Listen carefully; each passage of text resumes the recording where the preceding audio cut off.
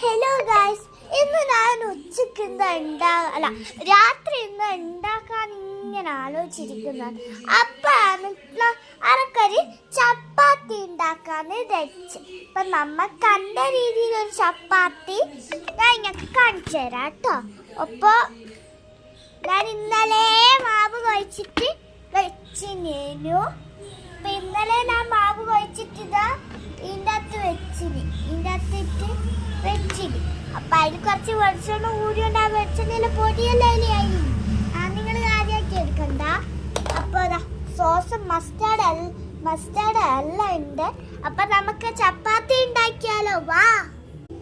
അപ്പൊ ഞാന് ഇന്നലത്തെ മാവ് എടുക്കുക കേട്ടോ.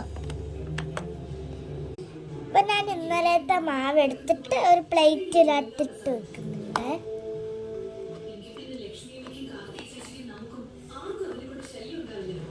അപ്പൊ നിങ്ങളമ്മ എങ്ങനെയാ ഈ മാവ് ഉണ്ടാക്കിയെടുത്തത് നിങ്ങൾക്ക് അറിയണ്ടേ?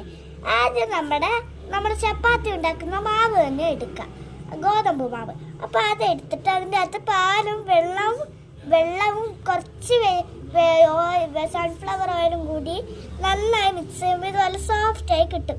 അഥവാ നിങ്ങൾക്ക് കൈ പറ്റി പിടിക്കുന്നുണ്ടെങ്കിൽ നിങ്ങൾ ഇത്തിരി വെളിച്ചെണ്ണ കൈ തടവിയാൽ ഇതുപോലെ സ്ലൈം പോലെ ഇങ്ങനെ കിട്ടും കേട്ടോ.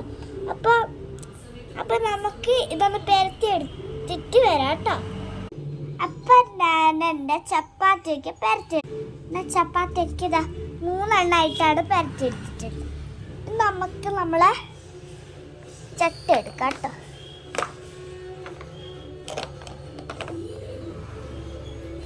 ഞാനിത് അടുപ്പത്ത് വെച്ചിട്ടുണ്ടെങ്കിൽ ഇനി ഞാൻ ഇതിനകത്ത് വെളിച്ചെണ്ണ തടവിയിട്ട് തന്നെയാണ് വെച്ചെടുത്തിട്ടുള്ളത്.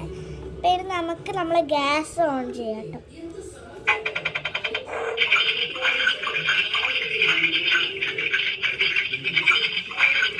നമുക്കൊരു ചപ്പാത്തി വെച്ച് കൊടുക്കാം.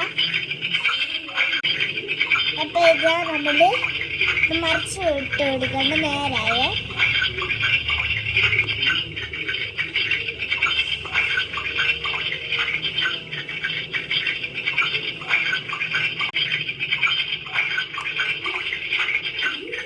ഞാനെല്ലാം ചപ്പാത്തി ആക്കി എടുത്തിട്ടുണ്ട്. ഇത് നമുക്ക് ഗ്യാസ് ഓഫ്.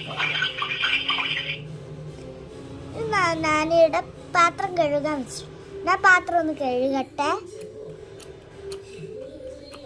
അയ്യോ, വെള്ളം ഇല്ലല്ലോ. ഇനിയിപ്പോൾ എന്താ ചെയ്യാ? ഞാൻ വെള്ളം നിറച്ചിട്ട് തരാവേ. അല്ല, വെള്ളം നിറയ്ക്കലൊക്കെ ഞാനൊറ്റയ്ക്ക് ചെയ്തല്ലോ. ഇപ്പം എൻ്റെ ചപ്പാത്തി രീതി നിങ്ങൾ കണ്ടല്ലോ.